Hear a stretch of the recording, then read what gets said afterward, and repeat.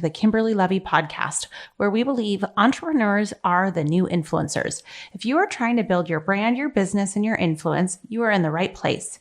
This is your one-stop shop to learn everything you need to learn about how to expand your reach, your income, and your impact. Let's dive in. Hello, and welcome back. Today we speak with Jen Morris. Jen and her husband Rob are known as the Cupcake King and Queen. Jen shares their journey of building Cupcakeology, a wildly successful brick and mortar cupcake shop turned empire. She shares the fight and tenacity it took to overcome social norms and expectations as entrepreneurs and as a family of color. Today, they are teaching bakery owners how to build a successful business step by step through their online course, live trainings, ebooks, and more. Jen also highlights how she leaned into parenting her two children to nurture them and their gifts by homeschooling and exposing them to what it truly means to be an entrepreneur. Let's get started. Jen Morris, thank you so much for joining me today. I love you so much. And for all of you guys listening, I met Jen on Clubhouse. She was probably one of the very first people I ever heard speak. And I remember hearing her speak and I immediately fell in love with her and was crying listening to her story. And before we knew it, we were on the phone, we were FaceTiming, and we became fast Clubhouse friends that just connected instantly. And we just have that, there's a vibe, there's a vibe between us, you guys. So I'm so excited to have you here, Jen. How are you? I am fabulous, incredible, Kim. Thank you so much. And it definitely is a vibe. You're like my sister from another mother. For sure. It's so weird because, sometimes on this planet, you just meet kindred spirits. And from the second that we met, we just it's like we were, I don't know, maybe we were friends or something in our last life, something, there's a connection. Absolutely. Guys, Jen Morris is such a light on this planet. I can't even explain how in love with her I am, with all due respect to Rob and my husband. So I want folks to hear your story.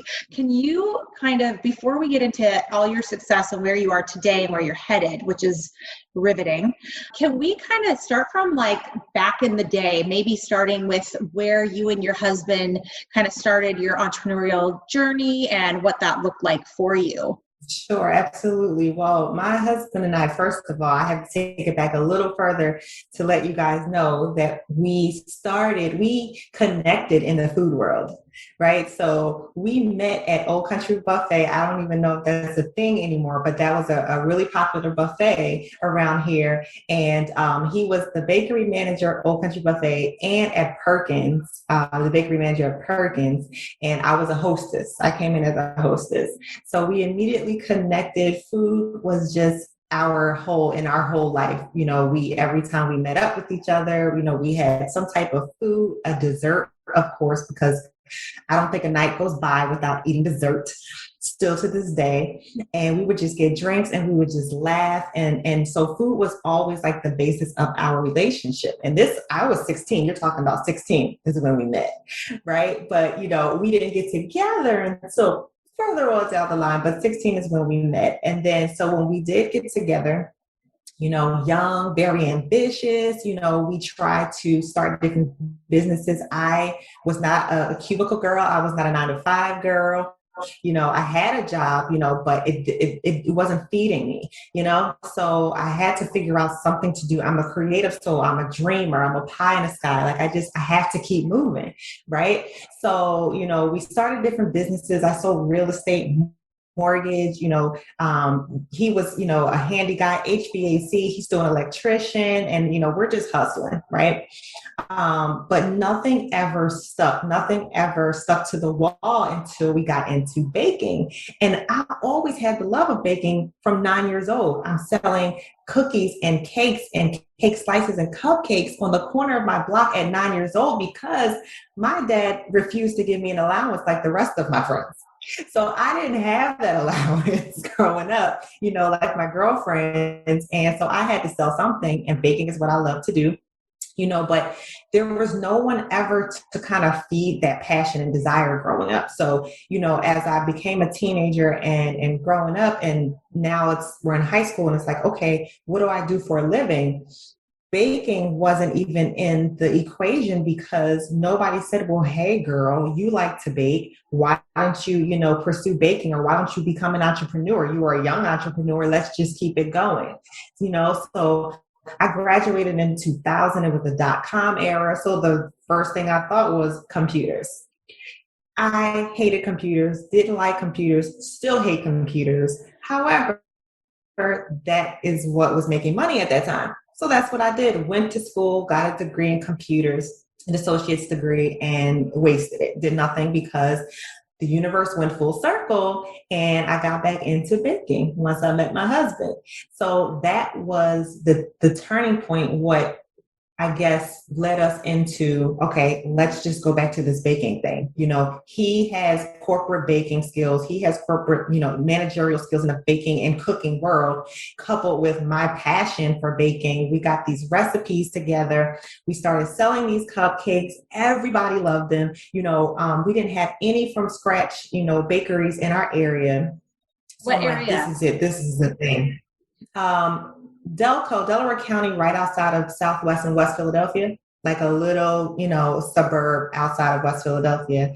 So there were no from scratch bakeries. There were like, old school, bakeries that sold big old cupcakes, for like $1. So here I am sifting sugar, sifting flour and everything, making these gourmet cupcakes in 125 different flavors, Wow. Everybody loved them.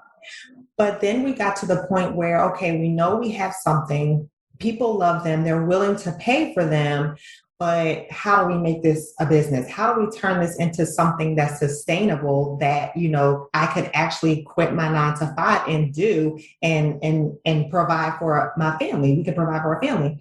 So, we call different bakers, we call different people, and, we're like, hey, we're looking, you have a wonderful bakery, I've supported your bakery. Do you mind, giving me some tips on where to start, how, what to do? Basically, we got the phone slammed in our face. It's kind of like we had to figure it out on our own type thing. You got to do that too, So it's like, okay, that was pretty disheartening. So we're out here on our own. We're going at it alone. And so the only thing I knew how to do, though, was just to keep going, was just to keep taking the steps, figuring out, failing, figuring out another way, failing, figuring out another way, wasting money, filing the wrong paperwork. I don't know about an EIN. I don't know about an LLC. You know what I'm saying? But this is what we've been through. All I knew was I have my 1-year-old and my 3-year-old in daycare. I'm spending crazy amount of money, right? All I wanted to do was be a wife and a mother and just be there for my kids. I'm not with them. Someone else is raising them. This ain't right. So this has to work, or it has to work. So we finally got out of our home. We were able to move into the next step, which was our bakery in an office building, right? And when you think of office building, you're talking about office building, doctor's office, dentist's office, right? No frontal, you're walking by, you don't even know we're baking in there. You don't even know we're in there, right? But that was our next step out of our home. That was the only way we can actually make this thing legit, right? Now, we're in an area, like I said, right outside of Southwest and West Philadelphia. It's a small suburb, okay? We were the first Black-owned family on our block when we first moved there, and we were the first Black-owned mainstream business there.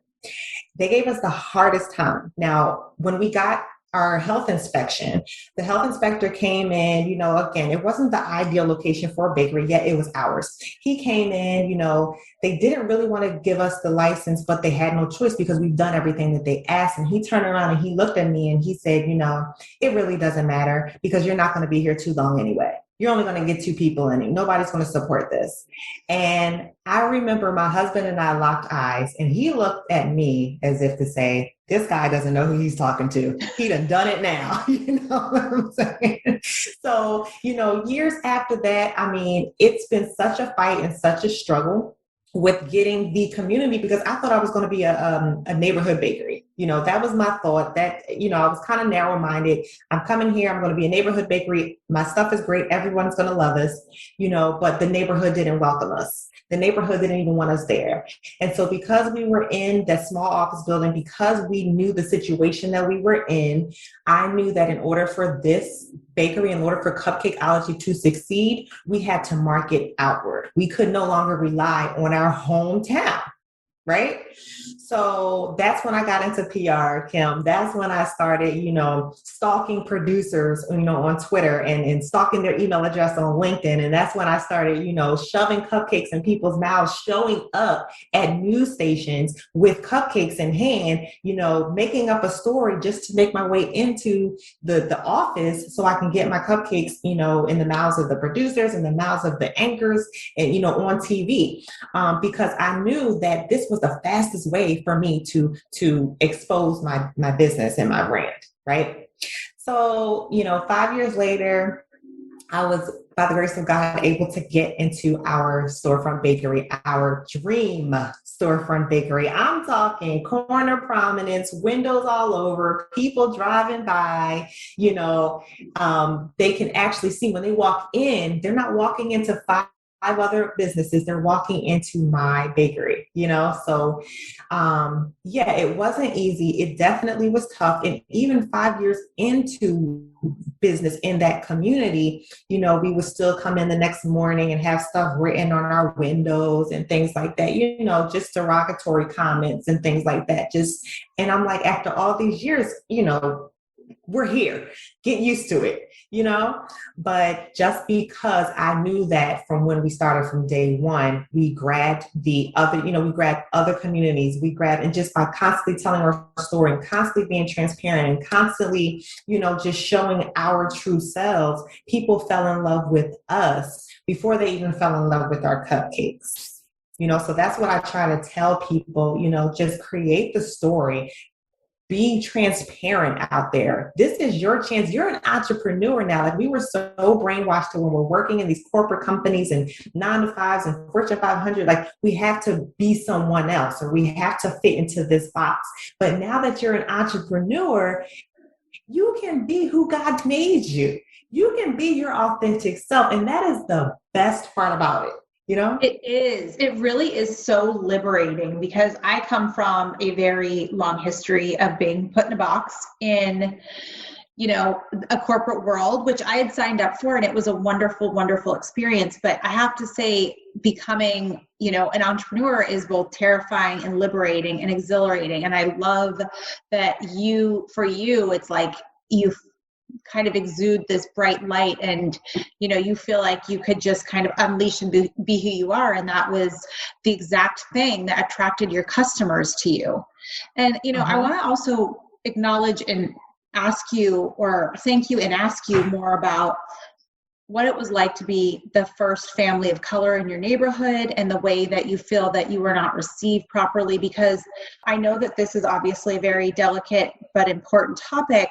I think it's very powerful to hear from people their own stories and their own experiences to humanize what it means to be Black and what that has meant, what impact or, any kinds of treatments and things that you've had to overcome as not only a mother and a wife, but as an entrepreneur. And I just think that it's important for people to hear these real life stories so that they can really relate and also become more aware of what they can do better to make sure that they're supporting everyone and be as inclusive as possible.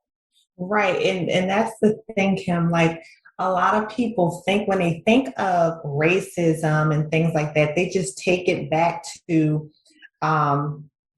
slavery days or even right after slavery with, segregation. And they're like, okay, well, you can be here now. Your kids can go to school, anywhere now. You can work anywhere now, but it's still so real because people still have these preconceived notions. And I think it's a lot in part to from the media, so people don't like change. People get nervous when they don't know the whole story, or people get nervous. So us moving on that block, it's like, okay, I see this portrayal on TV, in the movies, in the media. is that how it's going to be with you now? You're here. What's going to happen now? What's going to change? You see what I'm saying? Before they even get to know you as a person. So before people get to know us as people, they see the color of our skin. So now it's like, and then even with the bakery, with people coming in, it's like they started down here at the bottom, and then we had to work our way up. We had to prove with every single customer in the beginning, and not proven because we're a new business. No. We had to prove just because we were young and we were Black and we were the only business that was selling a product to everybody, not just selling soul food to our own people, not just selling, or not just being a hairdresser doing our own hair. We were selling a product for everyone. So we always had to work our way up instead of you coming in and thinking already, oh, this is going to be a great experience. It's going to be great until I let you down. So I could never let down. I could never let my guard down. We always had to be the best. We always had to be the top. Even my employees, Kim, we had trainings, and it's crazy. And I even knew it was crazy, but I always told them, listen, we have to be perfect. You can't make a mistake. Now, we're human. We make mistakes, but we don't get a second chance. As a Black-owned business, we do not get second chances. And that's not with, white patrons. That's with our own people too. So because it's always perceived as, you're a Black business, you're unprofessional.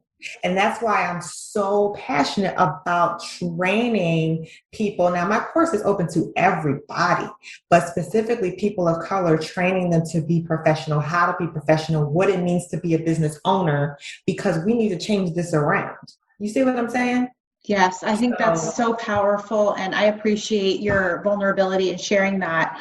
As an entrepreneur myself and our family, it is so much pressure to get it right, just with the fact that you're an entrepreneur and you're serving, especially if it's food, people are hungry, they can be irritable when they're hungry, things like that. And as I hear that, here you are young, trying to make it and really disrupting so many different norms, I'll say, it's just to think about being in your shoes. I always try and put myself in other people's shoes, and to think that here you are so young and you're doing, everything you can to make this happen, and then have that additional layer of pressure to prove, to your point, to prove yourself, in such a way that, you really shouldn't have to. It just feels heavy for me. It feels like, oh my goodness, that's so much pressure that you're under. And like you say, to perform. And it just, gosh, that just must have been so stressful for you. And let me tell you one more quick story about that too. We had a kiosk in the Philadelphia International Airport, which was completely an amazing ride. It didn't turn out too well, but we got a lot out of it. So we ended up moving from, I think, the B terminal to the C terminal, because we weren't in the food mart part. We weren't in the food court, but we had a kiosk. So, the passengers were kind of flying by. The customers did great. The cupcakes did great with the employees, but the passengers were kind of flying by. And so we were kind of struggling a bit. We weren't making the numbers that we needed to make in order to pay that very, very high rent in the airport, right, for that kiosk.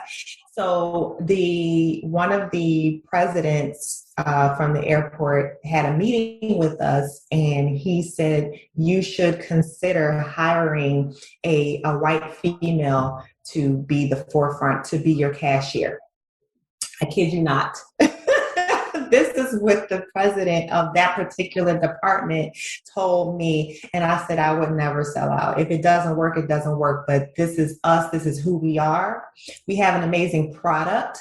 And that should be all that matters.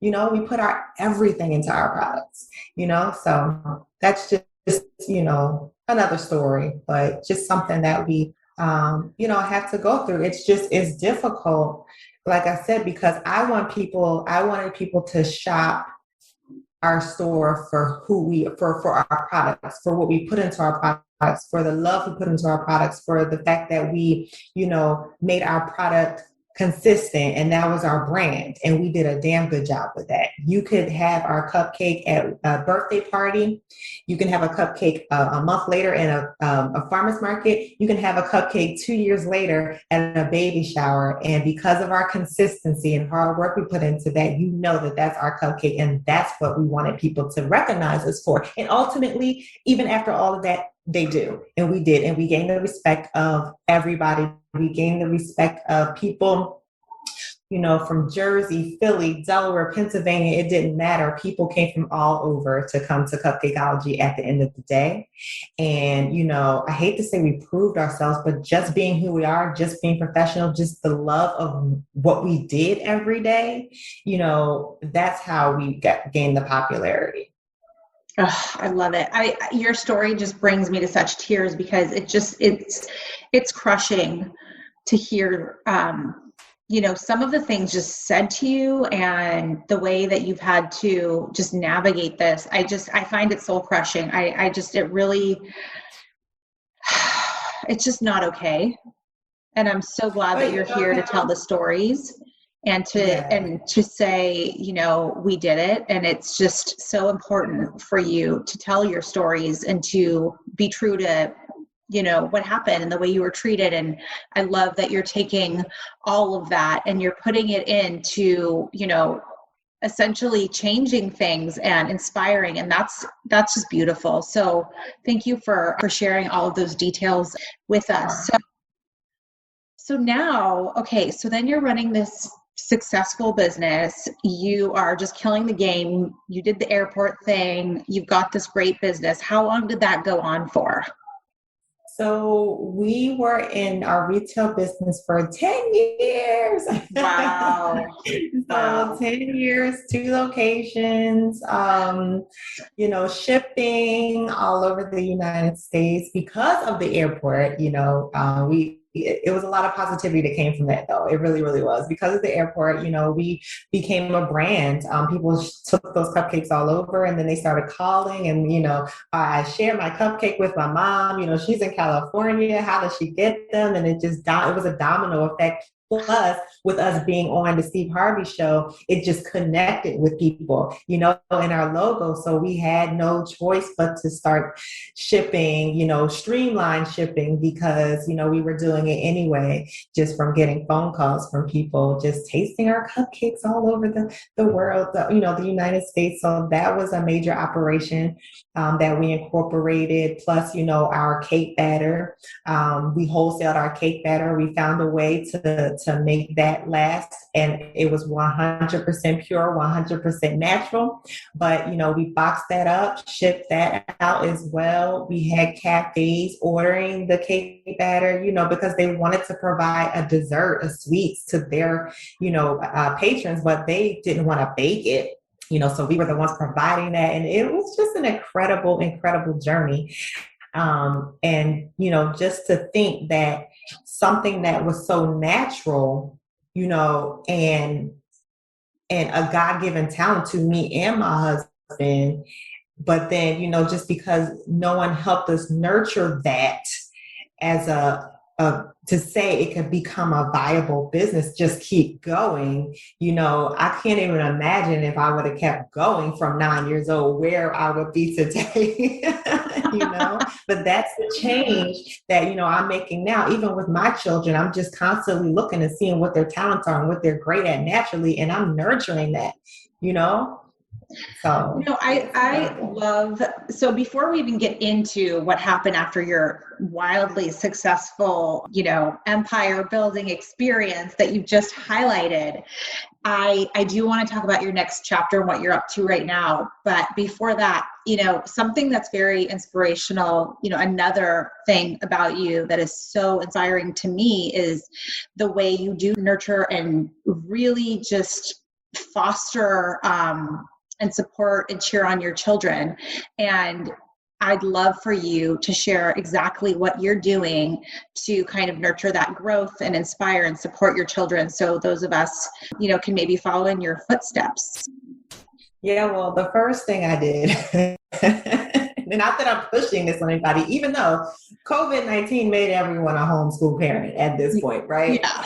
So we're not alone on that anymore. But even pre-COVID, I decided just to kind of be on that line. Once I figured out I'm an entrepreneur, not only run my business, I run my life.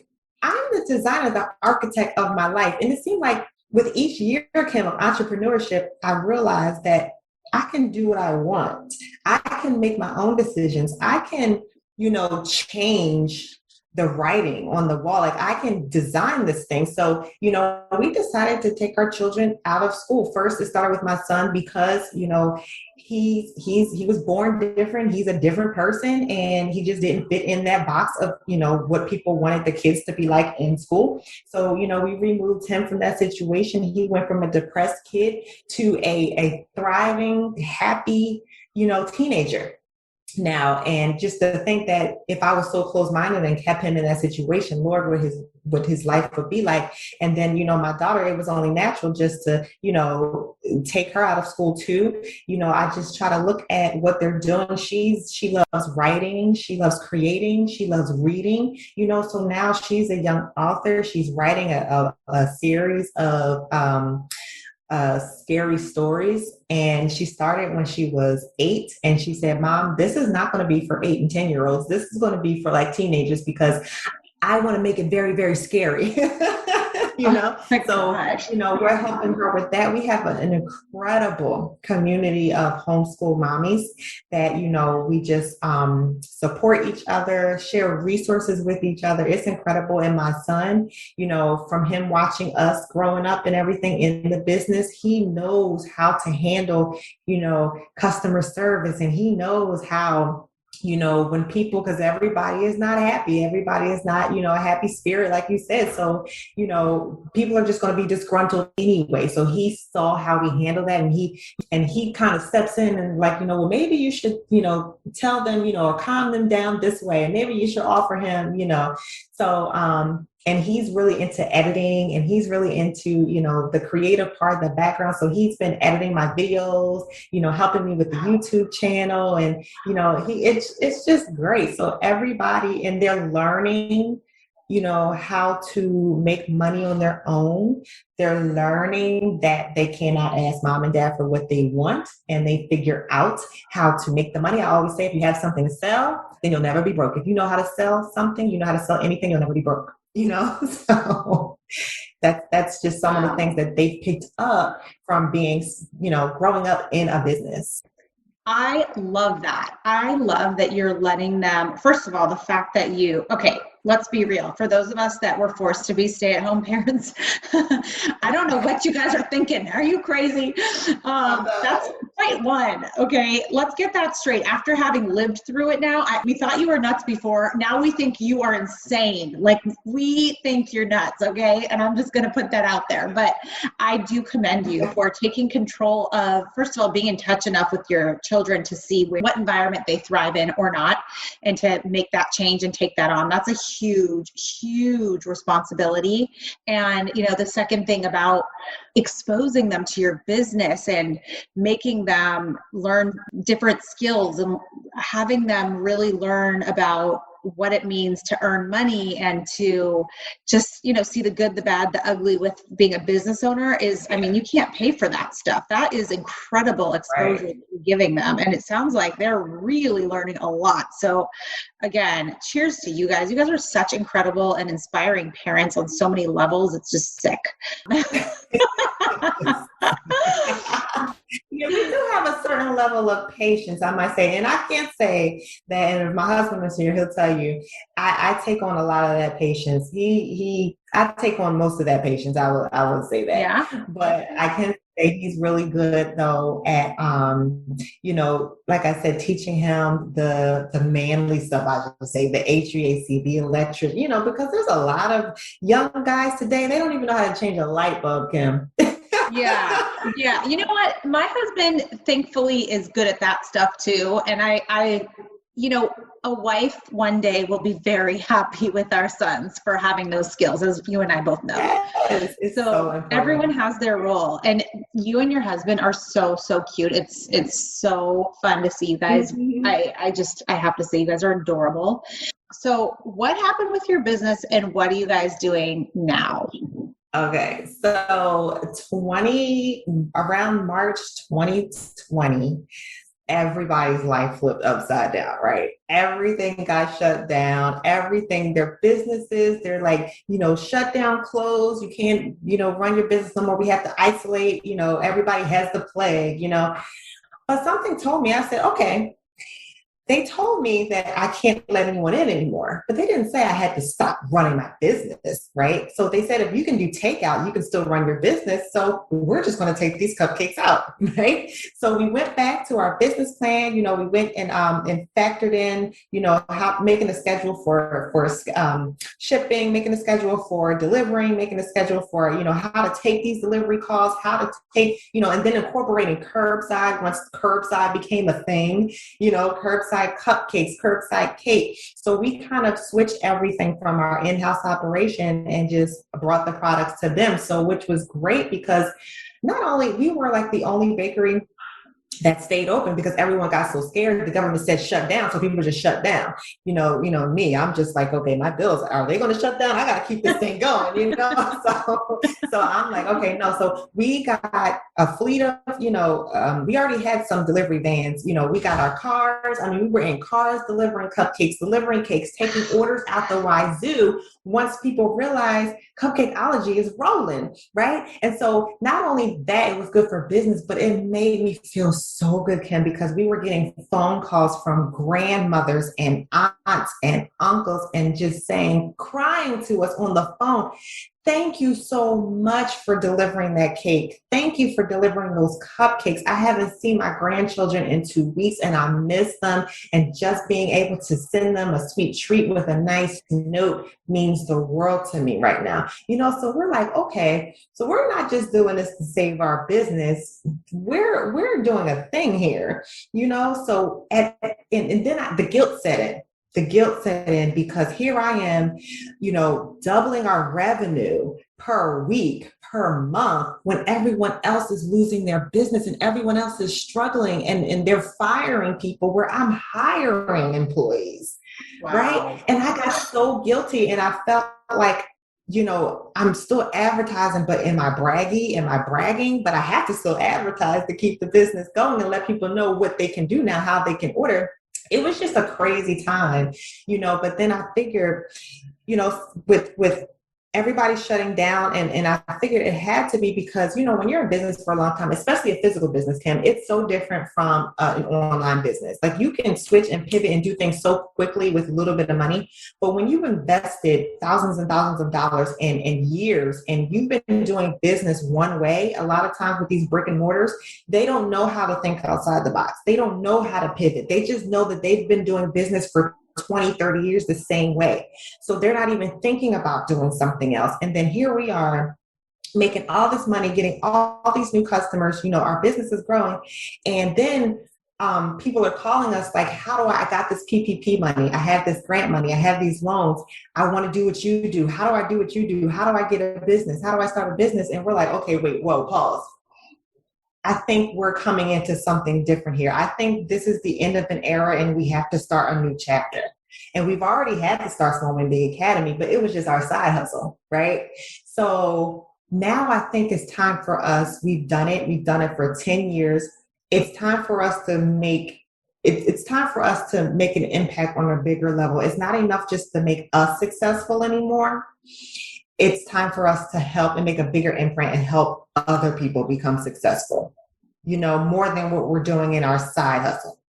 So we decided to close our bakery. This is in the middle of the pandemic. The producer saw that we were closing from Fox 29. She called and said, hey, I want to bring a crew down. We've been following your story since 2011. We got to let our viewers know that this is the end of an era, Cupcakeology, and we want to highlight what you're doing next. So they came down.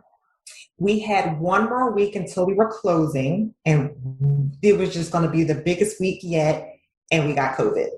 My husband got COVID. A day later, I got COVID, and that was the end.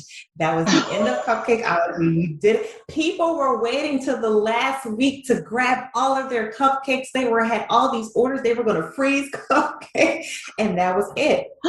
We had to close our doors because I wasn't sure. Everybody was isolated. My employees were isolated because they were in contact with us, and we just said, you know what? It is what it is. It is what it is. Thank God that, one employee, I believe, did get it. The rest did not. And we were stuck in quarantine, my husband and I, in the house. My children, my 13-year-old and 10-year-old were feeding us, giving us the tray of soup and food at the door and knocking and running, and it was crazy. We had to give back, orders and money and tell our customers, not only are we closing for good, we're closing earlier than expected. So you cannot get your last, order from Cupcakeology. So it was a bittersweet moment because, we kind of celebrated ahead of time. But still they were waiting for that last hurrah and they didn't get it. So oh my goodness. I owe them something. Bring them back. Bring them. I still get emails. I get emails and I get DMs like, I don't believe you guys did this to me. Like, how did you do this to me? You had a cult like found anybody comparable. Like, oh my gosh. So you had a real cult like following. I mean, this is like not only did you guys, survive and do great, but you were thriving. That is insane. Yeah, no, you're talking about cult like following. Listen, people were and when you're in something, Kim, you don't really see the impact you're making because you're just grinding, you're just going, you're like, what's next? How do I keep this thing going? How do I keep making it grow? And then when we had that time in our bedroom, we were quarantined, and I still have to do something with these messages, the messages that we were getting, from Facebook and Instagram, and just how we've changed people's lives, not just because of our cupcakes. We've changed people's lives by showing them that it does not matter where you come from. It does not matter what situation you're in. If you dream it and you work at it, it can work no matter what roadblocks come at you, because people saw our journey and followed it for a whole decade, even before that, because they followed us from our house, So I didn't realize the true impact that Cupcakeology made on people and their lives. And, we saw them, get married, get engaged and get married and have their baby shower and their first child and their 5-year-old birthday party and their children watching us and coming to our events. And, I would always let the kids come back and see the back of the house and the cupcakes and how everything is made in the prep area. And that would just like blow their mind, So we really had a following, had a family, a huge family. I love it. That died. And it didn't because so sorry, I was just going to say that, something that I notice about you, Jen, is that not only are you a hustler and a dreamer, but the fact that you are willing to show up and actually refuse to do anything but show up as your best and authentic self every day, despite it all, is so inspiring, because so many people out there, they live in fear and they're stuck. And this is a theme that I keep seeing over and over and over. And it's so easy to just sit back and be comfortable and stay in your safe, secure job or whatever that might be for you in your current situation. But you're a risk taker, you're a dreamer, you're a boss, you're a leader, you're a hustler. And I just think that so many of these traits are just so inspirational for people out there that are in desperate need of that pivot, and they're afraid. And maybe they are someone of color, or maybe they're some other kind of race, or, maybe they feel held back based on the fact that they didn't grow up wealthy, or, supported or educated, or having just all the things that you said that you wish you had, and I just think to put your story front and center is just so inspirational on so many levels. It's just amazing. And so how did you take your 10-year phenomenal brand, deal with putting it to bed finally, and then pivot. What was that process like? And then maybe you can share exactly what you're doing now.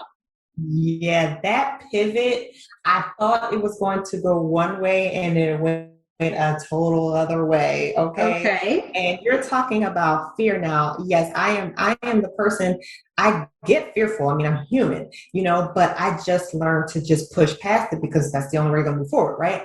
And that's what continued to make us successful, was to just keep going despite everything. But I'm telling you, Kim, running a physical business and then taking this thing online is a total different animal. Oh my gosh. Oh, yes. So I'm thinking, we have this incredible success. We have this huge following. They're going to be telling everybody, we've already had it. We were doing it as a side hustle. Now all I have to do is just now, put all of my time into the students, put all of my time into growing the business. And it's just going to be great. I'm going to make all this money.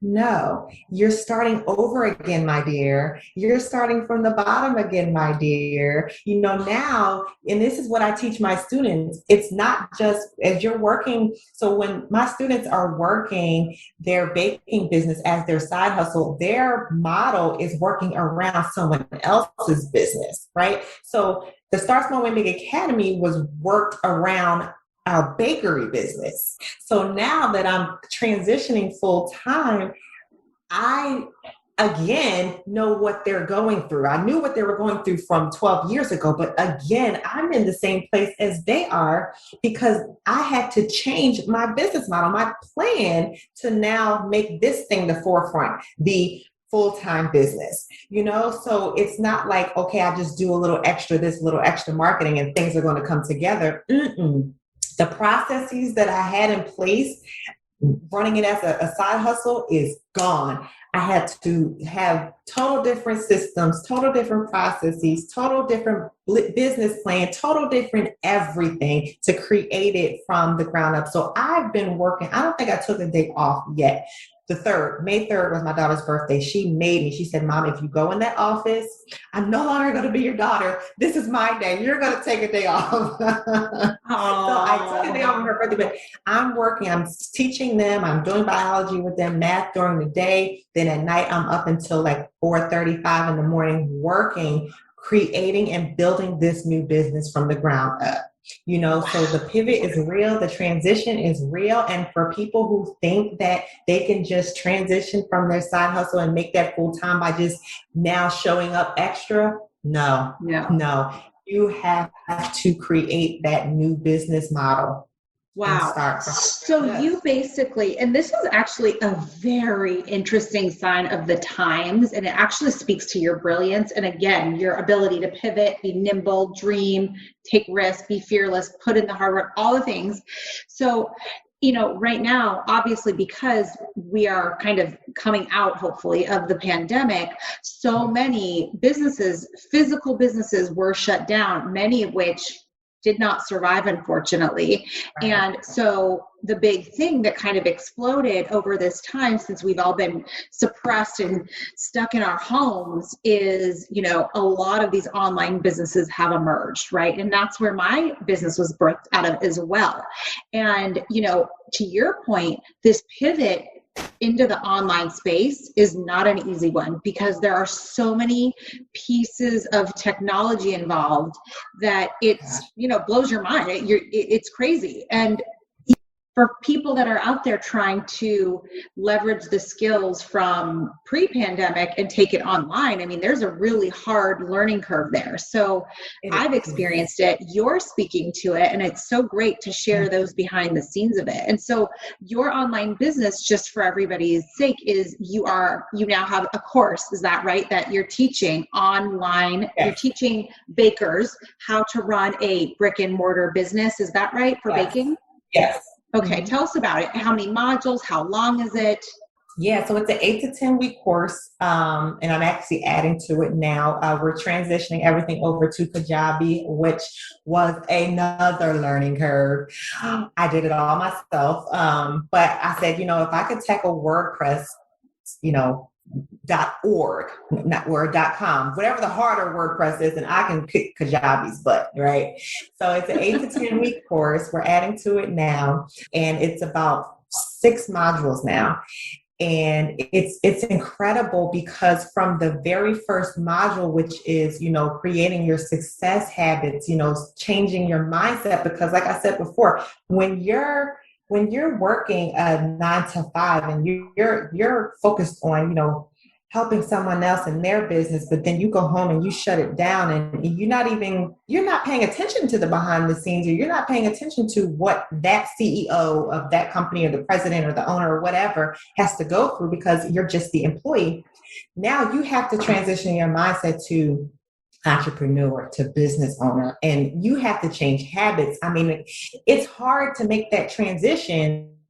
I always say it's like climbing a mountain, right? And you getting all these boulders rolling back down at you, trying to pivot from, your home into the brick and mortar. But then once you get to the top of that mountain, clarity, you're free, right? And then now you just have to worry about the day-to-day of the business, which is another animal in and of itself, right?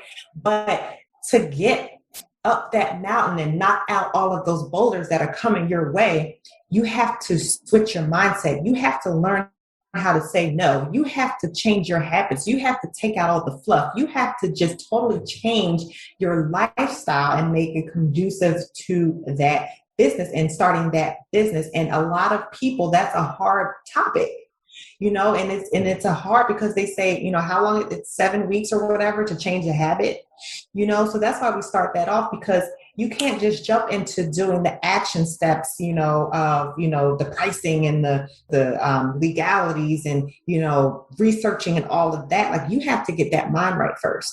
So that's the very first thing we work on. And I promise you that one is the breakthrough for a lot of people. So this course is not just giving you the steps to start. It's really helping people tap into who they are, and it's letting them know that they can break the change, the generational curses and change that they had, on them as a burden. Because a lot of us, and I'm sure you too, Kim, I think you mentioned that to me, like we were raised like, don't dream too far, who do you think you can't, a millionaire or what? No. Do you see a millionaire in this family? Go to work, go to school, go to work, and they didn't mean it in a bad way. That's just all that they knew. Go to school and go to work. You can't be a millionaire. That's for celebrities. That's for basketball players. That's for, no. Like for me, a baker, no. Go to school for computers. You know what I'm saying? So that particular module, I get people in tears. Wow. Just by doing that module, because it just breaks them down and gives them hope and let them know that you can be and do anything you want to, yes. And I'm going to help you do it. So it's a lifetime access program. So, it's a one-time enrollment, lifetime access, and I'm holding your hand the entire process, because a lot of people don't have that support in the outside world. They have it like, okay, great, you're starting your bakery, that's great, but they don't really have that support that they need, And then too, the baker world, we're a tight-knit community, but there's people teaching the craft, how to bake good, how to, make a moist cake, how to, freeze your cake and keep it, and how to frost, and how to become the bomb.com on your, fondant. But there's no one teaching, or not many people, I should say, the business behind the baking business. And I don't care what business you're starting, the passion is only going to get you so far. If you don't know business, then you're not going to have a business, period. That's a really important distinction that you guys help, not only with the baking, but with the mindset and breaking through all of the things that come with, having to, change the story for people and undo their wiring. That's a lot of work, and that is so important for them to even be receptive to, believing that they can do these things that you're teaching. And then on top of that, to teach the business part of it. I mean, that is powerful. That is super powerful. And you know, it's like an MBA. It's a mini MBA program. It sounds like it. MBA I mean, listen, that is so valuable. And I don't know anyone else that's doing what you're doing. And, you know, the other thing that strikes me about you is you manifest things, right? Like you dream and you believe in your dreams and you go for it. Can you give us maybe kind of a couple tips or just share how you manifest? Do you know, document it anywhere? Do you make a plan for yourself after you get through your dreaming process? Like, talk us through how we can start, you know, really trying to reach for our highest and best without, you know, holding back our fear and really going for it. Yeah, that took time because, again, human nature, we give ourselves these ceilings, these blocks, and it's like, okay, I can dream this, but I don't really think it's going to happen, you know, and that is so key. Like the belief in it, like that will kill it. If you're saying it, okay, yeah, I'm going to have a mansion by the time I'm, you know, 35, you know, and then like you're doing all these things to really like manifest it, and then you turn around and say like, I'll settle for like a half a mansion or something. You just killed it, right? Like you're done before you even get started, you know. So the thing is, you have to wholeheartedly 100% believe what you're manifesting and say it over and over again. Script it. I like to script it, not just saying it. I script it. But first, I start with my gratitude journal. So I write in my gratitude journal first to get me in that mood and excited and just grateful for everything that I have already. And then I start manifesting what I want as if I already have it. You know, thank you for, you know, this and thank you for that. You know, I don't have it yet in the physical world, but I have it in another universe. So that, you know, the universe is going to bring that into my physical world because I'm thanking, you know, the universe for it already. I'm feeling it and I'm dreaming. My eyes are closed and I'm just rocking back and forth. And I see myself in, you know, this house, and I manifested this house right here with all the 7 acres that I have. I always wanted a farm. I always wanted to grow edible, you know, I have an edible garden. I always wanted to have, you know, farm animals. And if I could have lived in a country, I would have, but I created my own country in New Jersey, right? And I manifested an acre, and I got 7 acres or 6.59 acres to be exact, right? And, you know, all the things that I manifested, I already believed I had it when I didn't. I felt myself in this house. I felt the grass under my feet. I envisioned all of that. I felt the warm sun. I felt me working outside, all the things that I'm physically doing now. You know, I felt myself hiking in my backyard. I felt myself in the pool. I felt myself, you know, with my kids, you know, meeting new friends. I envisioned that every single day. And the universe works fast, girl, because it wasn't 3 months before my other house was sold and we were in this new house, you know? Wow. So you just have to really wholeheartedly believe in it, and the universe will make a way. And don't worry about the how. That's not up to you. You just keep doing the work. You just keep doing the process, and the universe will align you with who you need, what you need, and when you need it. And that's real. That is so real. Are just, you need to be on TEDx or something. Like, you are so captivating and inspirational. Like, it's just, you're just brilliant. You leave me just oh, girl, stop it. You're going to have me writing another book now, you know. I'm like in tears. I am in tears listening to you because you are just so powerful and so uplifting. And it's just, we just need more of it. And gosh, I thank you so much for being with me today. I know I wanted to get you on 6 months ago, and then, you know, all the things were going on with all of us. And here we are 6 months later. And I feel like this was just the most perfect time to have you on. So if folks want to find you on Instagram or check out your course, where can they find you? Yes, so Instagram, we are Rob_Jen Morris. And my new website that I just created is www.robnjenmorris.com. And that is such an amazing website because I incorporated everything onto that website, all my press, all of our background, all of our videos, all of our blogs, all of our books, everything. And then I have a live training class that I do every Thursday, 8 o'clock p.m. Eastern time, where I'm just going ham with, the whole process of starting a bakery business and everything you're going to need. Is such an amazing 2 hours. You get 2 hours of me giving you everything that you need. So wow. And where is that?